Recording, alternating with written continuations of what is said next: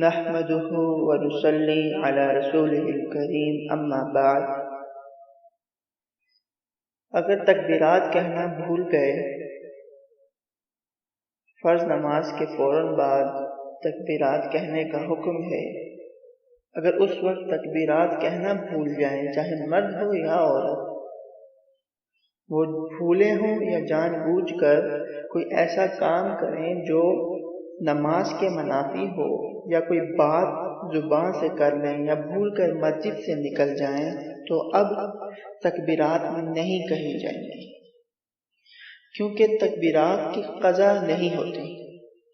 اب توبہ استغفار کے ذریعے یہ کوتاہی بخشوانے کی کوشش کریں، کیونکہ فرض نماز کے فوراً بعد ان تکبیرات کا کہنا ایک بار مرد کے لیے بآواز بلند اور عورت کے لیے آہستہ سے کہنا واجب ہے۔